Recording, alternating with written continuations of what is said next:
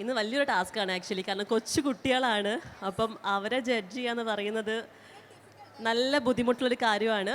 അപ്പം എന്തായാലും നമുക്ക് നോക്കാം. പറ്റും. ഇത്രയും കുഞ്ഞുങ്ങൾ ഇവിടെ നിന്നപ്പോൾ അതിൻ്റെ ഭംഗിയാണ് നമ്മൾ ആസ്വദിച്ചത്. ചിത്രശലഭങ്ങളെ കാണുമ്പോഴേ അതിൽ കൂട്ടത്തിൽ ഏറ്റവും ഭംഗി ഏതാന്ന് എങ്ങനെയാണ് നമ്മൾ നോക്കുന്നത്?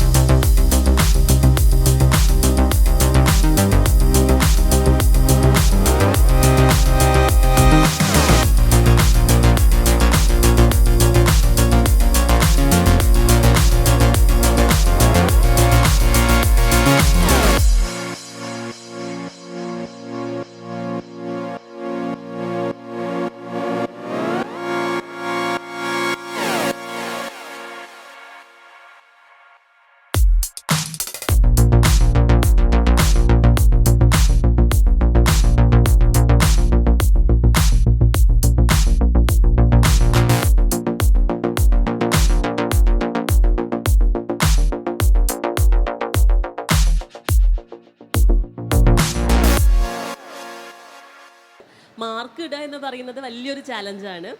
അപ്പം അത് മാത്രമല്ല, ഞാൻ കൂടുതലും നോക്കിയത് എന്താണെന്ന് വെച്ചിട്ടുണ്ടെങ്കിൽ യൂസ് ഓഫ് ഫ്ലവേഴ്സ് എന്നൊരു ക്രൈറ്റീരിയ ഉള്ളത് കൊണ്ട് കുറച്ചും കൂടി ഈസി ആയിരുന്നു. അതിലും നല്ല ഫ്ലവേഴ്സ് കംപ്ലീറ്റ് യൂസ് ചെയ്ത ആൾക്കാരും നന്നായി പെർഫോം ചെയ്യുന്ന കൂട്ടിൽ ഡെഫിനറ്റ്ലി പറയേണ്ടതാണ് അവരുടെ effort.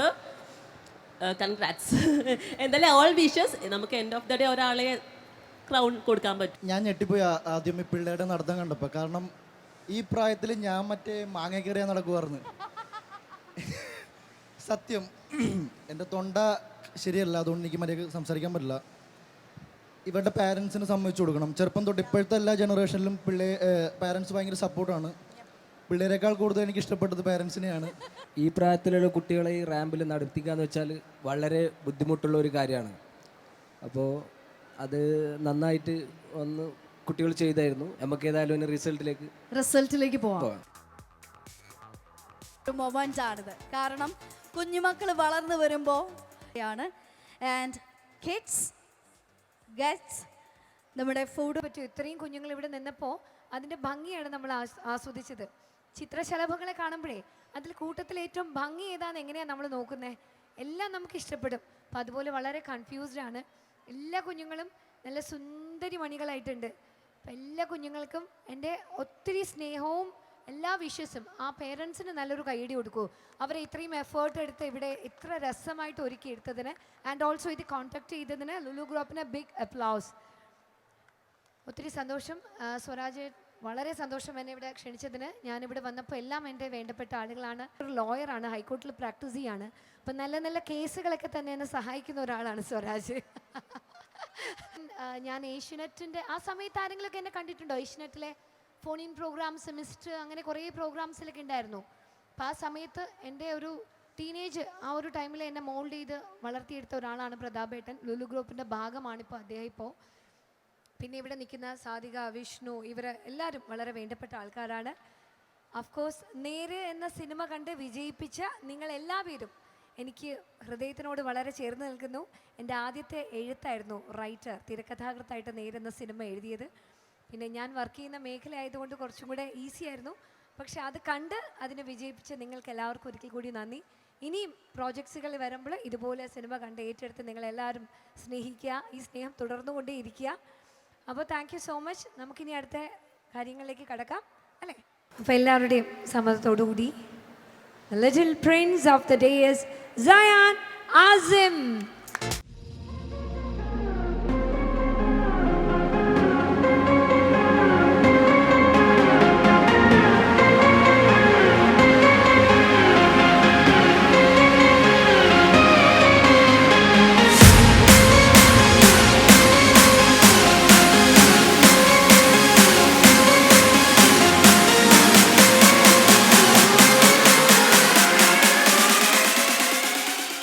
The little princess of the day is Ira Iza.